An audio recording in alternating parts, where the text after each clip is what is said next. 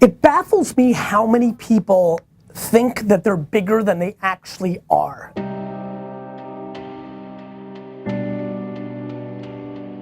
I hear people say like, well, how do I get in the New York Times? Or how do I get that meeting with that CEO? And oftentimes I just say, one is better than zero.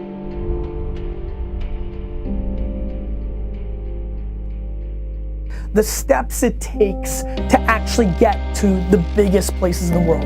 Before you get a meeting with, Zucks or Cuban or Barry Diller or whoever you're trying to have a meeting with in the business world, well, you've got to have a lot of little meetings to build up your cadence. People are always like, man, you've been on Conan and Ellen and the Today Show and CNN and Fox. Like, how do I get that? And I'm like, well, I also did 1,000 interviews, it feels like, on videos that got 1 or 19 or 137 views. Like my PR people and all my managers and handlers are really pissed at me because they're like, why are you spending 15 minutes doing these blogs that have 6 readers, every single day, and you're passing on the stuff that we're giving you to be on CNN or New York Times? I still, even today, am as happy and sometimes even more excited to be on a podcast or a video blog that's only gonna reach 100 people because I'm always about depth versus width. Do you wanna go wide or do you wanna go deep? I wanted to go deeper with my community. I wanted to give back to people that were fans of me.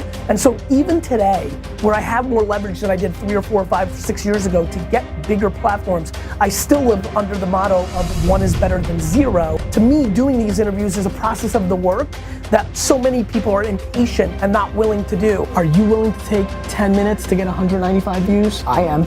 I don't know who you think you are. You've not gotten the exposure yet. When you have not made your name just yet.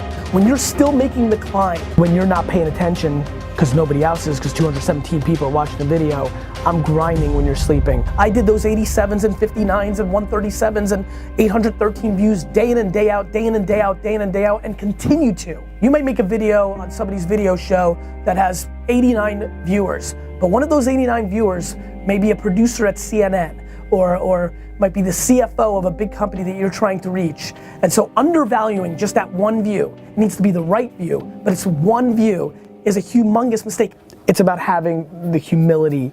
It's about not saying no, even when you've made it.